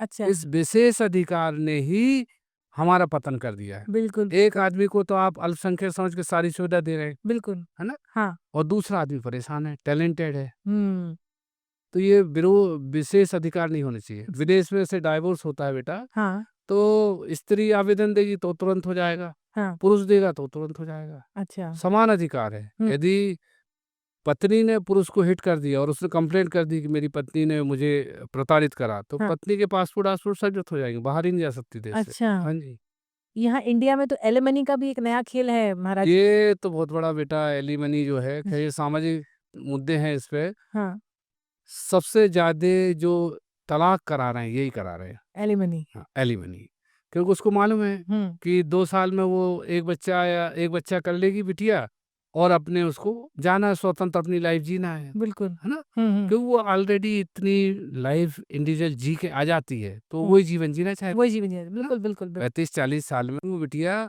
जो जीवन जी के आई है, अब आप साहो को उसको अब आप झुका लो। पहले बच्ची थी, झुक जाती थी, हुँ। अपने माहौल में ढाल लेते थे। वो वही जीवन जीना चाह रही, तो वो 2 साल में तलाक ले लेती है। अच्छा, आधी तो सैलरी मिल गई हाँ, और आधी प्रॉपर्टी मिल गई, जबकि उसके पति की प्रॉपर्टी भी नहीं थी और वो प्रॉपर्टी उसको मिल गई, उसको मिल गई। तो उसको क्या दिक्कत है? यदि गवर्नमेंट इस नियम करे, जो हमारी अनपढ़ माताएं बहनें थी, आजकल तो कोई भी बिना पढ़ी लिखी है नहीं, बिल्कुल, बिल्कुल, कोई ना? नहीं है, कोई नहीं है। एक 20% आप दे दो एलिमनी मनी, हुँ। जब तक वो मैरिज नहीं करती, वो मैरिज तक का सिस्टम था उसमें। हुँ। मैरिज कर लेती, खत्म करो। प्रॉपर्टी का क्या मतलब? प्रॉपर्टी तो उस व्यक्ति की होती भी नहीं है, उसके माता पिता की होती है। बिल्कुल, बिल्कुल, बिल्कुल, बिल्कुल। तो ये कानून में चेंज आएगा तो 80% डाइवोर्स तो वैसे ही रुक जाएंगे, होंगे ही नहीं तलाक। होंगे ही नहीं, होंगे ही नहीं। और माँ बाप भी सह नहीं देंगे कि तलाक ले लो। हाँ, आजकल अधिकतर तलाक माँ बाप करा रहे हैं। बिल्कुल, बिल्कुल। ये दुर्भाग्य हम सनातनियों का, और हम लोगों में ज्यादा तलाक हो रहे हैं। ये बिल्कुल सही कहा आपने, ये बिल्कुल सही कहा। पथभ्रष्ट हो गए हम लोग। बिल्कुल, बिल्कुल। हम दूसरे धर्मों को अगर देखें तो वहाँ नहीं होता है। नहीं है, जिस हिसाब से हमारे धर्म में अभी ये चल रहा है, दूसरे धर्म में अभी ऐसा देखने को ही नहीं मिलता। नहीं है। तो सीखने की बहुत ज़रूरत है। इस्लाम में है, वो लोग 2 शादी 3 शादी करते हैं, हाँ, है ना? हाँ। तो बेटे धर्म धर्म सिर्फ सत्य सनातन ही है। हुँ, धर्म अगर आप परिभाषित करोगे तो तो सिर्फ उसपे सत्य सनातन है, बकाया सब पंथ है। पंथ है। समय समय से कोई पावरफुल व्यक्ति आया, हाँ, उसने एक अपना फॉलोअर्स के वो इकट्ठे करे जी। और उसे घोषित कर दिया, मैं गुरु, मैं भगवान। अच्छा, ये तो वैसे-वैसे कर वैसे वैसे धर्म तो सबसे बड़ा सनातन ही है, तो पुरा सनातन ही धर्म है। पूरे विश्व में धर्म अगर है तो सिर्फ सत्य सनातन है, बिल्कुल, बिल्कुल। जिसमें भगवान ने अवतार लिए हैं, हाँ, सारा सब बताया, सिर्फ सनातन में। बिल्कुल, और विश्व में कहीं पावन भूमि है तो वो भारत भूमि बिल्कुल। है ना? ये तो पावन, सभी जहाँ मानते हैं। भगवान ने अवतार लिए है, सिर्फ भारत भूमि है। बिल्कुल, बिल्कुल। महाराज जी जैसे अभी हम बात कर रहे थे महिलाओं के ऊपर। लोगों का इस समाज में हमारे समाज में बोलने का रहता है कि महिलाओं को शस्त्र उठाना चाहिए, अपनी रक्षा स्वयं करनी चाहिए। इस बारे में आपके क्या विचार हैं? बेटे बहुत अच्छा प्रश्न आपने ये किया है। महिला शस्त्र क्यों उठाएगी? यदि महिला शस्त्र उठाएगी तो फिर पुरुष का वरण क्यों करेगी महिला? महिला भाई के कलाई में राखी क्यों बांधती है? ये जब रक्षा तक शादी करें। नहीं हुई, मेरी रक्षा करेगा, जी, है ना? जी। इसीलिए हम रक्षाबंधन पर्व मनाते हैं। हुँ, तो भाई का ये कर्तव्य है कि बहन को यदि कोई संकट आया, तो हुँ, भाई अपनी जान की बाजी लगा देगा, लेकिन बहन के संकट को दूर कर देगा। वो मेंटली, फाइनेंशियली, फिजिकली कोई भी संकट हो, हुँ, भाई सुरक्षा कवच है। अब आता है पति का। हुँ, पति का वर्ण स्त्री क्यों करती है? कि मुझे एक आर्थिक स्वतंत्रता मिलेगी। मुझे कोई संकट आया, मुझ पे किसी ने आक्रमण करा, तो मेरा पति सुरक्षा कवच है। बिल्कुल। तो यह महिला का शस्त्र उठाने का मतलब ही नहीं है। महिला तो एक ऐसा कोमल प्राणी है, जो सुख सुविधा में हमें उसको रखना है ना? हम शस्त्र उठाने का क्यों बोलेंगे? वो कॉन्फिडेंस ही नहीं है। और यदि महिला को ही शस्त्र उठाना पड़ा, तो वो पुरुष का वरण क्यों करेगी? शादी क्यों करेगी? वो अपना पूरा जीवन क्यों एक पुरुष के प्रति लगाएगी? फिर तो स्वयं ही सुरक्षा करेगी अपनी आर्थिक। तो यही विकृति आ रही है। हम कहते हैं, बड़े-बड़े मंचों पे सुनते हैं, महिला को दुर्गा बनना चाहिए, महिला को हथियार उठाना चाहिए, जूडो कराटे सीखने चाहिए। आदि शक्ति ने भी हथियार तब उठाया, मातृशक्ति ने तब हथियार उठाए जब कोई बहुत बड़ा संकट आ गया। पति नहीं है, भाई नहीं है, या राक्षसों का ऐसा विकृति आ गई। आदि शक्ति की हम आम महिला से तो तुलना नहीं कर सकते, बिल्कुल, है बिल्कुल, ना? बिल्कुल। हुँ, लेकिन महिला को हथियार उठाने की हम क्यों प्रेरणा देते हैं? हुँ, ये पुरुष का कर्तव्य है जी। कि महिला को सुरक्षा प्रदान करे। समाज का यदि वरीयता है। आपकी बहन पर कोई विधर्मी अटैक करता है हुँ, या स्वधर्मी अटैक करता है, तो आपका कर्तव्य है कि आप योगी मोदी तरफ मत देखो। आप स्वयं इतने सक्षम हो कि ईंट से ईंट बजा दो। तो आप भाई हो, तो आप पति हो। बिल्कुल। आज स्त्री क्यों सम्मान नहीं कर रही पति का?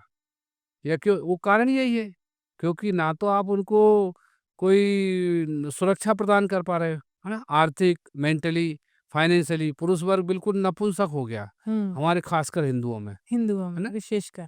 बात फेसबुक पे, सोशल मीडिया पे बड़ी बड़ी करेंगे, और हाँ, किसी ने जरा सा फटाका फोड़ दिया तो फट से जाके घर में लोग जाएंगे, पत्नी को आगे कर देंगे, क्यों जी। आजकल तो यहाँ ये है कि पुरुष को अपना पौरुष बरकरार रखना पड़ेगा, तभी आपको स्त्री वरण करेगी, तभी सम्मान। और नहीं तो ये मेरठ और ये ऐसे कांड होंगे। पैसा ही पैसा सब कुछ नहीं होता बेटे, बिल्कुल, बिल्कुल, बिल्कुल। आजकल के समय में ये बहुत चीज़ें ज़रूरी हैं। बहुत जरूरी है। बिल्कुल, बिल्कुल। आपकी बहन को कोई व्यक्ति उठा के ले गया, हुँ, उदाहरण, है हुँ। ना, और आप कह रहे योगी जी बचाएंगे, क्यों जी। दूसरे धर्म में तो वो नहीं देखते रास्ता, वो खुद तो चल तुरंत निर्णय करते हैं। बिल्कुल, कौन बिल्कुल। योगी कौन मोदी, किस किस को बचाएंगे योगी मोदी, सही बात है। या योगी मोदी पर्टिकुलर नहीं, कोई भी राजनेता या कोई भी बाहुबली आपकी बहन बेटी किस किस के घर की बचाएगा वो, बिल्कुल, है। बिल्कुल, बिल्कुल। तो आपको स्वयं सुरक्षा करनी है हुँ, ना। यदि आपकी घर की स्त्री पर ही अटैक हो गया तो आपका जीना व्यर्थ है, किस लिए जी रहे हो आप। बिल्कुल, बिल्कुल, बिल्कुल। इसलिए भाई को धर्म निभाना पड़ेगा अपना भाई का, कि हमारे परिवार पर अगर कोई नज़र उठा रहा है तो वो खड़ा होगा तलवार लेके। ये नहीं कि वो कहेगा कि बहन तू सीख के जूडो कराटे और तू तलवार की ट्रेनिंग ले और कोई आए तो बदला लेना। बिल्कुल, बिल्कुल। नारी शक्ति ऐसे समाज के लिए समाज भागीदार के रहती लिए है। बिल्कुल, बिल्कुल। वो तो बहुत ऐसे टाइम पे पति पे कोई ऐसा भीषण संकट आया है, भाई पे आया है, तो वो अपनी जान की बाजी लगा देती। ये स्त्री करती है, बिल्कुल, बिल्कुल। वो नहीं कहती योगी मोदी बचाएंगे, हाँ, खुद आती है सामने। ये इस नारी शक्ति की विशेषता है, बिल्कुल, बिल्कुल। इसलिए पूछे। सही बात है। आपने ये बहुत अच्छा हमारे व्यूअर्स को बताया। स्वामी जी, जैसे हम बात कर रहे थे, आप गौ सेवा के क्षेत्र में भी गोलोक धाम पीठाधीश्वर जी जैसे आप हैं, और गौ सेवा को लेकर आज के समय में हम देख रहे हैं कि गायों पे बहुत अत्याचार हो रहा है। एक तरफ तो हम उन्हें माँ मानते हैं, जैसे कि हम अभी अभिषेक को लेकर बात कर रहे थे, तो गाय का दूध, उसी दूध से दही बनता है, घी बनता है, और हमें अभिषेक करते हैं, तो वो बहुत पूजनीय, हमारे लिए माँ समान है गौ माता। पर कहीं न कहीं जैसे आप भी देख रहे होंगे समाज में, उनका वो सम्मान नहीं बचा, चाहे दूसरे कोई और रिलीजन को हम बात करें, उनकी नज़रों में तो उनका बिल्कुल सम्मान नहीं है। तो गौ सेवा का या गौ सम्मान को लेकर ये धारणा हम कैसे बदल सकते हैं लोगों के बीच? ये थोड़ा बताएँ। बेटे आपने बहुत अच्छी बात बोली। दूसरे धर्म का व्यक्ति गाय का सम्मान क्यों करेगा? गाय हम सनातनियों की माँ जी, है ना? बिल्कुल। हमने गाय को माँ का दर्जा दिया है, जी, तो उसकी रक्षा करने का कर्तव्य किसका? हमारा। हमारा। पूर्व आज से 30 साल 40 साल पहले हम देखते थे हर घर में एक गौशाला होती थी, हुँ, हर घर में, है हाँ, ना? हाँ, 4-5 गाय होती थी, बिल उसका हम शुद्ध दूध पीते थे, है हुँ, ना? आज विकृति ये है कि दूध तो निकाल रहे हैं, हुँ, लेकिन गाय को रोड पे छोड़ रहे हैं। रोड पे छोड़ देते हैं। गाय के लिए जो गवर्नमेंट ने चारा गाय की जो भूमि छोड़ी थी, उस पर नेता या वहाँ के जो बाहुबली लोग हैं, जो उनने कब्जा कर लिया है। जी, अब गाय किसानों की फसल को नुकसान कर रही है। तो हमारा कर्तव्य है कि हम गौशाला की भूमि पर एक गांव की गौशाला बनाएं और गाय की रक्षा करें। जी, एक 5 गाय पूरे परिवार को पाल सकती है। ये पूरा आर्थिक पक्ष है गाय का, और अच्छा, गाय की एक-एक चीज़, गौमूत्र, हुँ, गोबर, सबसे धन आता है। जी, आज हम गाय को गौ-माता बना के, गौ देवी बना के पूज तो रहे हैं, हुँ, लेकिन उनकी रक्षा नहीं कर रहे हैं। बिल्कुल, बिल्कुल। अच्छा, विधर्मी गाय को क्यों हत्या कर रहे हैं? क्योंकि वो आपकी माँ है, हुँ, इसलिए हत्या कर रहे हैं। आज गौ-माता के नाम छोड़ दें, हुँ, तो गौ-हत्या बंद हो जाएगी। उनको ऐसा लगता है इनकी माँ है। हाँ, बराबर बेटे। हमारा इस तरफ रुख क्यों हुआ? बाल्यकाल में हमारे एक गाय थी, अच्छा, उससे हमारा बड़ा लगाव था। अच्छा, तो हमारे किसी बहुत करीबी ने, हुँ, पिता नहीं, कोई करीबी थे हमारे, हुँ, जिनने उस गाय को कसाई को बेच दिया। अब वो पीड़ा हमारे बाल-मन में आ गई। और फिर हमने जो देखा, जब गाय की हत्या की जाती है, बेटा आप कल्पना नहीं कर सकते किस निर्दयता से गाय को मारा जाता है। गाय को 200 डिग्री टेम्परेचर का पानी ऊपर से डाला जाता है, क्यों? कि उसकी खाल आराम से उतर जाए। गाय अच्छा, जिंदा है ना? ज़िंदा गाय के ऊपर जिंदा गाय के ऊपर 200 डिग्री टेम्परेचर का पानी डाला जाता खौलता हुआ है ना? पानी, हाँ, सबसे पहले उसके दोनों पैर तोड़े जाते हैं, क्योंकि गाय बहुत पावरफुल होती है। तोड़े जाते हैं, हाँ, पैर तोड़ देते हाँ, पैर तोड़ते हैं। गौ हाँ, हत्या करने के पहले ये प्रक्रिया होती है। सबसे पहले पैर तोड़ेंगे, हाँ, फिर उस पर 200 डिग्री का पानी डालेंगे ताकि वो भाग ना पाए। और वो जिंदा है, गाय जिंदा है, अभी सुनना, है ना। हाँ, उसके बाद उसकी आंख फोड़ते हैं, नेत्रों को भी खत्म कर देते हैं। जो कसाई लोग गौ हत्या करते हैं, जो कत्ल घर में होती है, हाँ, हाँ, उसकी ये सत्यता है। हाँ, हाँ, सबसे आखिरी में वो उस 2 पैर से जो पिछले वाले पैर बचते हैं, उससे गाय को ऐसे उल्टी लटका देते हैं और जिंदा गाय की खाल उतारते हैं। गाय भी जिंदा है, उसकी खाल उतार रहे हैं। इतनी निर्दयता से हमारी माँ की हत्या हो रही है और हम डोनेशन ले रहे हैं। हम कथाओं में गौ माता के नाम पे डोनेशन बटोर रहे हैं। एक गौशाला नहीं है, जितने भी डोनेटर हैं इनको डोनेशन मत दो। अपने गांव की अपनी गौशाला बनाओ, अपनी सोसाइटी की गौशाला बनाओ, कहीं गौ सेवा नहीं हो रही। सबसे लास्ट में उस गाय की गर्दन काटते हैं, जबकि पहले काट सकते हैं।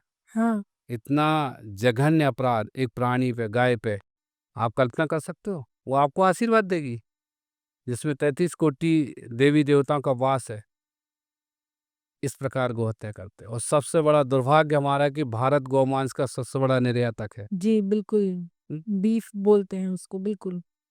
और कई लोग तो बहुत उससे बोलते हैं कि हम तो खाते हैं, ये है, वो सब, और वो हिंदू ही होते हैं। हिंदू हिंदू ऋषि कपूर जो बॉलीवुड के थे, उनका बयान आया, जी, जी, जी।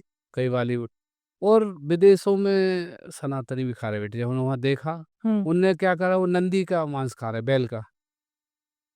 जब हम पहली बार मॉरिशस गए हाँ, तो हम मार्केट में अपने भक्तों के साथ थे, हाँ, घूम रहे थे, तो हमने देखा वो ऐसे बोर्ड लगे सब जगह गाय के। हाँ, तो हमने अपने भक्तों से पूछा कि बेटा ये क्या है। हाँ। तो गुरुजी ईद पे गाय कटेंगी।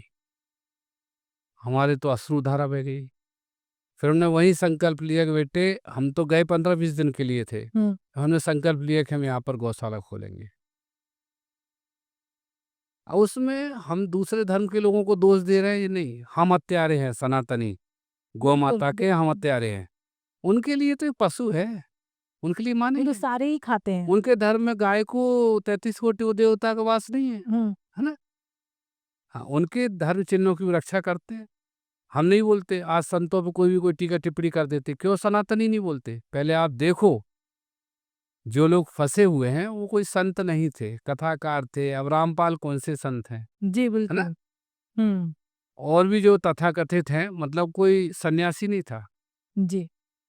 आज कितनी घटनाएं दूसरे धर्मों में होती, कोई चर्चा करते हैं कि हम उसको चटकारे ले लेके चर्चाएं करते। बिल्कुल, बिल्कुल, बिल्कुल। भाई आप मेरे पास आए हो, मेरे में कोई दोष दिखता है, आपका कर्तव्य बनता है कि आप वार्न करो, गुरुजी ये गलती है, सुधार लेना।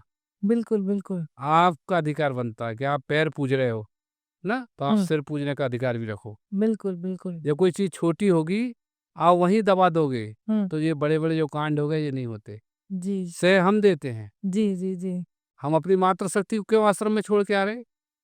साथ लाओ, साथ ले जाओ, हुँ, क्यों छोड़ के आ रहे। क्यों छोड़ के आ रहे हैं? बिल्कुल, क्या लालच है। बिल्कुल, बिल्कुल, बिल्कुल। तो ये विकृति यहाँ से आ रही है। तो ऐसे ही हमें बेटे गौ की रक्षा करनी पड़ेगी। हमने संकल्प लिया है और हम उस दिशा में कार्य कर रहे हैं। हम ये नहीं कहते कि हम सारी गाय को बचा लेंगे, जी, लेकिन जितनी गाय को हम सुरक्षित कर देंगे उतनी तो बच जाएंगी। बिल्कुल। और हर सनातनी ये संकल्प ले ले तो हर सोसाइटी में गौशाला हो जाएगी। बिल्कुल, बिल्कुल। आप डॉग के लिए हाउस बना रहे, कुत्ते शैम्पू बना रहे, गाय को बाहर कर दिया। कुत्तों की सेवा कर रहे हैं, माँ बाप को बाहर कर दिया। हाँ, कुत्ते हर घर में मिल हर जाएँगे। सोसाइटी में गौशाला होनी चाहिए, शुद्ध दूध मिले, है ना। जो पार्क आपके पास 4-5 होते हैं, 2 पार्क 3 आप घूमने के लिए कर लो, एक गौ पार्क बना दो। बिल्कुल, बिल्कुल। उसी में एक वृद्ध आश्रम बना दो। हुँ, कोई नालायक औलाद अपने माँ बाप को नहीं रखती है, तो उसी वहाँ रहेंगे, उसी गौशाला में रहेंगे, रूम में गौ सेवा होगी। बिल्कुल। पहले हमारे कल्चर थे, प्रभात फेरी थी, हुँ, मंदिरों से हम बच्चों को दूर कर रहे हैं। और हम कहते हैं बच्चे आजकल गुरुजी कहाँ तिलक लगाते हैं, क्या बंद, उन्हें भगवान में आस्था नहीं है। ना, अरे मूर्ख, तुम में आस्था नहीं जब तो भगवान में नहीं है। वही, वही, वही, वही। पहले अमेरिका में एक घटना घटी जी, कि कोई बच्चा इस्लाम से था, वो नमाज नहीं पढ़ रहा था, हुँ, उसकी माँ ने मार दिया बच्चे को। अच्छा। कैसे नहीं पढ़ोगे, ये तो हमारा मूल है। और वो कट्टर है, देखो वो अपने धर्म के प्रति कितने हम उनका सम्मान करेंगे बिल्कुल, कि वो बिल्कुल। 5 टाइम की नमाज, आपके कितने ही बड़ा ग्राहक खड़ा हो, शटर बंद करके वो जाएंगे। बिल्कुल, बिल्कुल, बिल्कुल। ऐसे ही वो ईसाई जो लोग हैं वो भले संडे को जाते हैं चर्च में, लेकिन प्रॉपर जाएंगे, प्रॉपर, बच्चों हाँ। को सब साथ लेके जाएंगे, बिल्कुल, बिल्कुल, और हम बिल्कुल। बच्चों को नहीं ले जाते। कहते बच्चे जा ही नहीं रहे हैं, ये ऐसा क्यों बोल नहीं जा रहे? ऐसा हम बोलते हैं? हाँ, हम 3 साल के बच्चों को कहते गुरुजी पैर पढ़ लो, खुद ऐसे खड़े हाथ बांध के। हाँ, अरे तुम पढ़ोगे तो वैसे ही झुक जाएगा, है? माँ-बाप को इस देख के ही सीखते माँ बाप हैं। को देख के सीखे। बिल्कुल, बिल्कुल, बिल्कुल, तो जो बाग का माली है वही डिस्टर्ब हो गया है, इसलिए सनातन में विकृति आ रही है। विकृति आ गई है। बिल्कुल, तो धर्म तो हमारा कभी अजर, हमारे इसको कोई नुकसान नहीं पहुंचा सकता, बिल्कुल, बिल्कुल, लेकिन जो धर्म से अलग चलेंगे उनका धीरे धीरे विनाश होते जाएगा। बिल्कुल। जो सनातन के पथ से पथभ्रष्ट होंगे, कुछ लोग गुरु को ही भगवान मान रहे हैं। हुँ, गुरु भगवान नहीं होता, गुरु एक मार्ग है। अब जैसे इस गार्डन से हमें हबीबगंज रानी कमलापति रेलवे स्टेशन जाना है, तो एक गाइड होगा ना जो मार्ग बताएगा कि यहाँ से ऐसे ऐसे चले जाओ। हुँ, गुरु एक गाइड है। जो लोग गुरु को भगवान मान रहे हैं वो अपने आप को गर्त में गिरा रहे हैं, नर्क में गिरा रहे हैं। वो गुरु तो जाएगा ही, उसने बिल्कुल, भगवान बिल्कुल। बोल दिया। आजकल बहुत तथाकथित भगवान पैदा हो गए, हाँ, तथाकथित बहुत भगवान पैदा बहुत, हो गए, बहुत। और उनके पास इतनी भीड़ है कि बता नहीं सकते। हुँ, क्यों है? कि सबको लालच है हुँ, ना? तो गुरु सिर्फ एक भगवान के पास पहुंचने तक का माध्यम है, गुरु भगवान नहीं है। बिल्कुल, बिल्कुल, बिल्कुल, बिल्कुल। तो ये चीज हमें माननी पड़ेगी। एक और सवाल, आपके ये जवाब से मुझे एक सवाल सूझा है कि हमारे आस-पास ऐसे बहुत सारे महाराज जी लोग या फिर गुरु जैसे आपने बताया, वो अपने आप को भगवान मानने लगते हैं। जैसे एक का मैं नाम भी लेना चाहूँगी संत रामपाल, जैसा आप बताएँगे, वो कबीर पंथ के आई थिंक कुछ ऐसा कुछ है, और वो अपने आप को सबसे ऊँचा मानते हैं। लोग उनके ग्रंथ पढ़ते हैं। जैसे मैंने अभी जो हमारे यहाँ कुंभ था हमारे यहाँ पर, उनमें उनका एक स्टॉल लगा था, उनके उसमें लिखा हुआ था भगवानों की बहुत बुराइयाँ, हमारे भगवानों की। और सबसे ज़्यादा अगर देखा जाए तो सनातन ही उस दौड़ में है। हम हिंदू, मैं साफ-साफ बोलना चाहूँगी, हिंदू ही उस दौड़ में है। तो इसका कारण कहाँ है? कि हम कहीं छोटे पड़ रहे हैं, या हमारी शिक्षा में कमी है, या समाज ऐसा है, या लोग कलयुग को दोष दे देते हैं इस वाली चीज़ के लिए। तो इसका तोड़ क्या है? थोड़ा आप ये बताइए। आपने जिनका नाम लिया हुँ, वो आपको सोशल मीडिया पर हर मैसेंजर पे मिल जाएंगे, हर नोटिफिकेशन पे उनका संत रामपाल को पढ़ो। बिल्कुल। हाँ? हुँ, सनातन से कोई वास्ता नहीं, बिल्कुल कोई है ना? वास्ता नहीं है। हुँ, जिसका सनातन से वास्ता नहीं वो संत नहीं। बिल्कुल। संत सनातन में है, हुँ, गुरु सनातन में जी, है ना? जी। हम लोग बेटे इतने लालची हैं कि छोटी छोटी चीज में ये सब लालच के वशीभूत जा रहे हैं। भीड़ तंत्र देखते हैं और लालच के वशीभूत जा रहे हैं। ये जितने भी डेरे बन गए हैं, हुँ, ऐसे 20-25 डेरे हैं हाँ। जिनका अपन नाम नहीं लें, नहीं ले, कि हाँ, वो तो बिल्कुल, अपने गर्त में अपन क्यों पाप कमाएं, है ना? बिल्कुल, बिल्कुल। क्या स्थिति उनकी आज, जी, कहाँ बैठे हैं वो, जी, है ना? हम बिकाऊ हैं बेटे। यदि कड़वा एक वाक्य बोल रहे हैं हाँ, तो हिंदू तथाकथित, सनातनी नहीं कहेंगे। हिंदू धर्म नहीं है, हुँ, धर्म हमारा सत्य सनातन है। जी, हिंदू एक संस्कृति है। हाँ, हम हिंदू ही धर्म कहने लगे। हाँ, हिंदू कोई धर्म नहीं है, हिंदू सच एक संस्कृति जी, है ना? हाँ, तो तथाकथित बहुत से हिंदू छोटे छोटे लाभ में, हुँ, अब गुरु जी के अप्रोच किसी मिनिस्टर से है, मेरे को ठेके मिल जाएंगे, हम गुरु जी के पास चले गए। गुरु जी ने कहा ठीक है, ठेका तो दिलवा देंगे, हाँ, लेकिन आप हमारा पंथ स्वीकार करो। हुँ, हो गए। बिल्कुल, बिल्कुल। ये जो लालच और जो लोभ है ना, इससे हमारा डीएनए चेंज हो रहा। हुँ, जिसने भगवान को चेंज कर लिया, उसने तो अपनी 84 लाख की योनि खत्म कर ली। उसको मालूम नहीं है वो क्या पाप कमा रहा है। ये हुँ, क्षणिक उसमें बिल्कुल, अपना बल्दियत चेंज करना, पिता चेंज करना, भगवान को तो छोड़ने की कल्पना भी नहीं कर सकते हम। कितने मुश्किल से मानव योनि हमें मिली है बेटे, परिकल्पना करेंगे तो रोंगटे खड़े हो जाएंगे। कितने जीव हैं, ये सब हमारी योनि है। क्या क्या बन के हम आए हैं, और कितनी मुश्किल से हमें ये मानव योनि मिली है। हमें ध्रुव बनना है, हुँ, हमें प्रहलाद बनना है, हमें मीरा बनना है, जिनने जीवन को सिद्ध कर लिया, भगवान का साक्षात्कार कर लिया। कोई स्पेशल लोग नहीं थे वो, हम आप में से थे, लेकिन उनकी अटूट भरोसा भगवान में था। द्रौपदी जब संसार को देखने लगी, कुछ नहीं हुआ, वो जब समर्पण कर दिया भगवान के, तब तो भगवान आए, दीनबंधु दीनानाथ रक्षा करी। ईश्वर विश्वासम फलदायकम, जिसके मन में ईश्वर है, वो विश्वास है, उसे ईश्वर की प्राप्ति होगी बेटा। बिल ईश्वर एक बिलीव है, ईश्वर शाश्वत सत्य है, जी, कण कण में है, क्षण क्षण में है। लेकिन हमें विश्वास करना होगा। और कोरोना ने बहुत अच्छे से भगवान पे विश्वास करना सिखा दिया। सिखा दिया, बिल्कुल। जितने भी लोग थे सब बोलती बंद हो गई थी, सिर्फ मंदिर और भगवान के जाप कर रहे थे। बिल्कुल, बिल्कुल, बिल्कुल।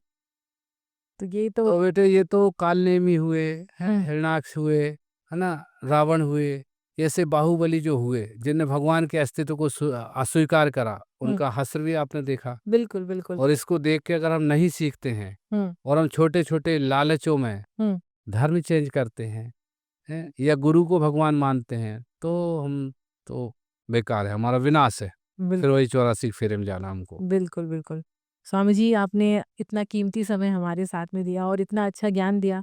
कई ऐसी बातें थी जो मुझे पता भी नहीं थी और मेरे व्यूअर्स को भी नहीं शायद पता होंगी। जैसे सबसे बड़ा पॉइंट मैं बोलना चाहूँगी कि आपने गौ हत्या के बारे में, क्योंकि हम लोग सिर्फ़ गौ हत्या के बारे में जानते हैं। आज आपने पूरा बताया कि हमारी माँ को क्या-क्या दर्द सहना पड़ता है। और अगर हिंदू होके या फिर मैं हम हमारे सत्य सनातन धर्म में ये चीज़ देख रहे हैं, तो फिर हमसे बड़ा पापी शायद ही इस दुनिया में कोई होगा। बिल्कुल।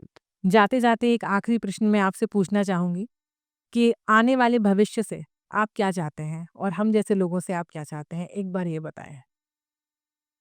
आने वाले भविष्य में हम ये चाहेंगे बेटे, एक तो सनातन में थोड़ा आधुनिकीकरण आना चाहिए, जी। है ना? हुँ, जैसे पूजा पाठ में ये कंपल्सरी नहीं कि धोती कुर्ता पहन के ही आओ। हाँ। हमें युवा वर्ग को आगे लाना है। हुँ, वो अगर जिसको थे कि तर्ज पे हनुमान चालीसा करना चाह रहा है तो हनुमान चालीसा ही कर रहा है ना। जी। ये हो सकता है मेरे मत से लोग ना माने, हाँ, लेकिन जैसा समय है वैसा हमें चलना पड़ेगा। बिल्कुल। हम प्राचीन संस्कृति में अडिग रहेंगे, नहीं नहीं नहीं नहीं नहीं, तुम दूर, ये पहन के आओ, कैसे चले गए। इससे मंदिरों से लोग दूर हुए हैं, बिल्कुल, है बिल्कुल। ना? हुँ, हमें सबसे पहले तो मंदिरों से, शास्त्रों से, हुँ, पहले हमारे यहाँ रामचरितमानस का पाठ होता था, हाँ, तो हमें युवा वर्ग को बताना होगा कि हमारे शास्त्र की ही सब नकल करी है, हुँ, इससे हटके कुछ नहीं है। बिल्कुल, बिल्कुल। गीता, रामायण, वेद, पुराण, इससे हटके विश्व में कुछ है ही नहीं। तो आप आओ, वो जिस कल्चर में आना चाह रहे हैं, ठीक है, कुछ समय में वो धीरे-धीरे उसको समझ के और वो पोशाक को धारण कर लेंगे। बिल्कुल, पहले तो हमें बुलाना है ना, बुलाना कि है, वो बुलाना। वेस्टर्न कल्चर में ढल गए। जी, जी, जी। इस दिशा में काम होना चाहिए और युवा वर्ग जो डिप्रेशन में जा रहा, वो आध्यात्म की ओर आएगा तो ये सब खत्म हो जाएगा डिप्रेशन। बिल्कुल, बिल्कुल, जिसने आध्यात्म का रास्ता पकड़ लिया, जिस घर में 5 चौपाई रामचरितमानस की होगी, वहाँ ये कुछ नहीं होगा। बिल्कुल। जी, जी, जी। तो बहुत-बहुत धन्यवाद स्वामी जी, और इतना सारा ज्ञान हम सबको देने के लिए। मैं आशा करती हूँ कि ये पॉडकास्ट बहुत आगे तक जाए और हम सब लोग इस पॉडकास्ट से बहुत कुछ सीखें। जैसे मैंने आज आपसे बातचीत करके बहुत कुछ सीखा और आने वाले भविष्य में मैं एक आध बार आपसे और मिलना चाहूँगी और ऐसे ही ज्ञान की और बातें लेना चाहूँगी। बहुत-बहुत धन्यवाद। बहुत सारा आशीर्वाद रखे, बहुत सारा आशीर्वाद। आयुष्मान हो, आयुष्मान। ओम नमो नारायण, हर हर महादेव। बेटे, आप बड़े भाग्यशाली हैं। भोपाल नगर की पावन भूमि में हम एक दिव्य चमत्कारिक अनुष्ठान करने जा रहे हैं, जिसका नाम है 11 लाख पार्थिव शिवलिंग निर्माण। हम प्रतिदिन 1.25 लाख पार्थिव शिवलिंग का निर्माण करेंगे।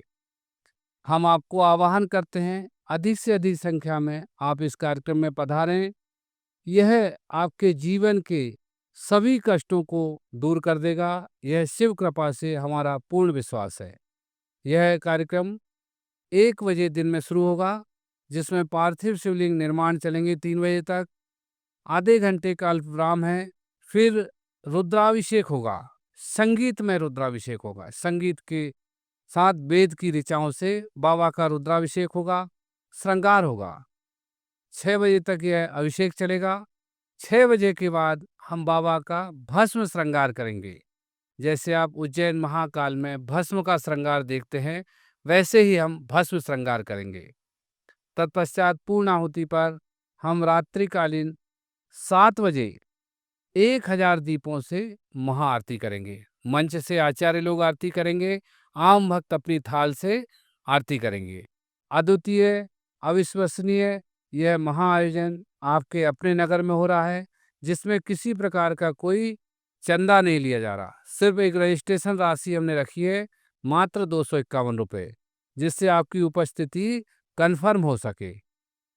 आप आइए, अधिक से अधिक संख्या में इस कार्यक्रम में भाग लें। भगवत कृपा से आपके जीवन में सुख, शांति, समृद्धि सभी प्राप्त होगी। श्रावण मास के पुनीत पावन पर्व का आप लाभ उठाएं। ओम नमो नारायण। हर हर गंगे, हर हर गंगे।